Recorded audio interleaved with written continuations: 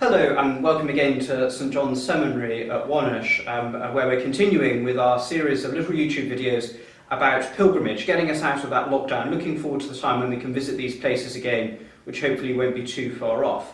Today I'm joined once again by David, who's here to tell us a little bit about pilgrimage to Aylesford. What's there, David? Thank you, Scott. So, first of all, Aylesford is both a medieval and a modern working Carmelite priory.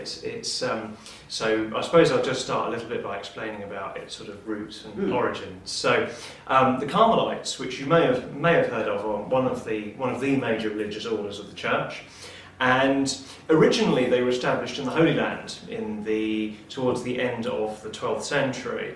But life became quite difficult for them, particularly with the ups and downs of the crusading period. So they made a decision to relocate from their spiritual home, Mount Carmel, hence the Carmelites, to Europe.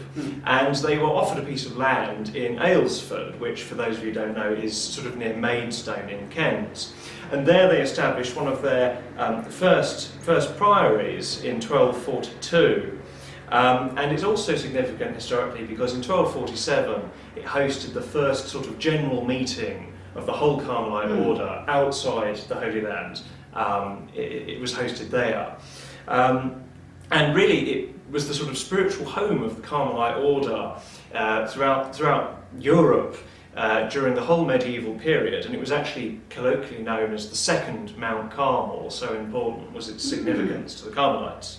But of course, sadly, as with every monastery and priory, it was dissolved in 1538. A lot of the buildings were destroyed, and it lay fallow for a period of time. Yes, what a shame, particularly given that the Carmelites were such an important order elsewhere in Europe after the Reformation, weren't they? So we think of St Teresa of Avila and St John of the Cross in Spain, and then later on St Therese of Lisieux. So many good figures from this wonderful order. And when did they come back to Aylesford? So they returned to Aylesford in 1950. An opportunity came to repurchase the site that had been in private hands since the Reformation. And so they re-established the priory. Most of the buildings are actually new. They're a sort of 1950s build, but there are a few odd buildings that are left over from the medieval period. So there's and it was very much the aim of the Carmelites to sort of establish a kind of continuity with the old priory that had been demolished in the 1530s. Yeah. Well, it's wonderful that they were able to get it back. So it's such a significant site as well, because that's where Our Lady appeared to stand stock. Is that right? Yes, indeed. So perhaps one of the why it's a place of pilgrimage. Of course, it's a nice day out. It's in beautiful countryside and by the river, and it's very picturesque.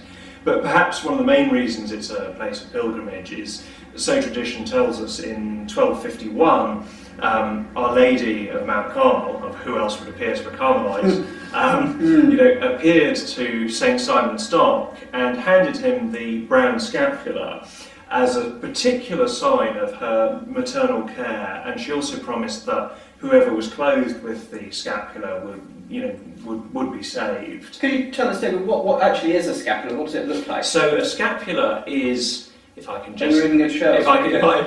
extract it. So a scapular is one of these things, which it has a front and a back bit with an image of Our Lady and an image of her handing the scapular to St Simon.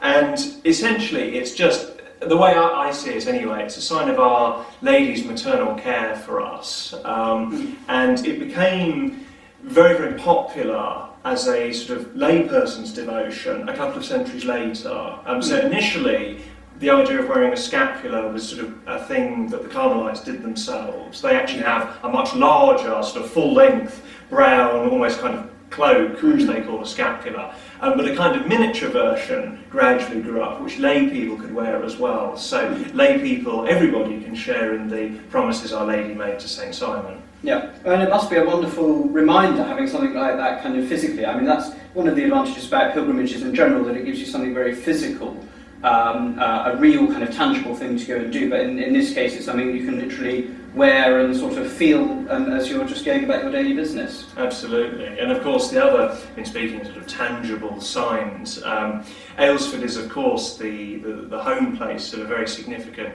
relic of St Simon Stock, and I ought to just explain a little of his life, because he's one of those English saints that perhaps should be a little better known than he is. So he was born in 1165. And we don't know a huge amount about his early life. We do know that he was actually born and grew up in Kent, so very close to my own heart, of course. Naturally. And he was apparently a very devout young man. And when he was about age 12, he sort of found the world very noisy. So he went and lived in a hollowed-out tree. Hence why he's called St Simon Stock. Right. That's where he gets his distinctive name from.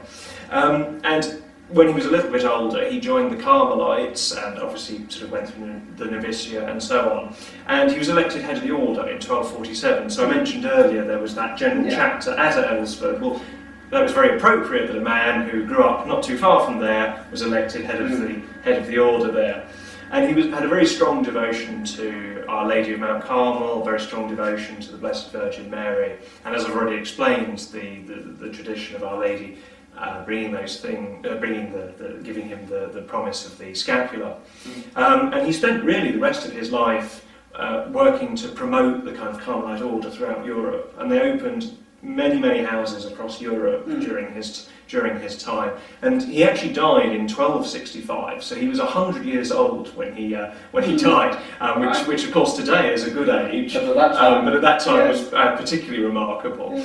And he actually died in Bordeaux, and that's where his mortal remains were kept.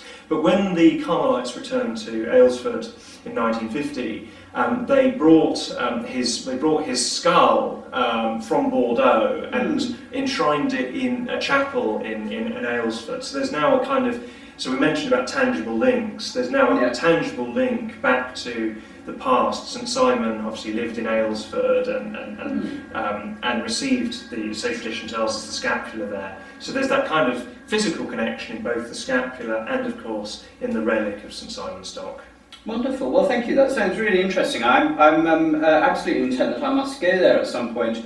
One of the priests from Aylesford was really important when I was in the seminary in Spain. He was the vice rector there and was a wonderful example for us and a good teacher. But I never knew very much actually about where he came from. So that's very good to hear. And as I've said, it's like so many places of pilgrimage. Obviously, you can go for, as it were, the religious bits. But it's just particularly in the summer, it's a lovely place just to either take a picnic or in the cases I did with my home parish, we actually took the primary school and we had mass there, and that was very nice. And then all the kids had a good kick about in the fields around it. So in a sense, it's a place where you can pray, you can have silence, but you can also sort of relax in a more general way. It's a very peaceful place. Yeah, well that's it. That's the brilliant thing about pilgrimage, isn't it? It brings our faith alive in prayer, but in community and fellowship, and in enjoying God's good things as well. Absolutely. Yeah.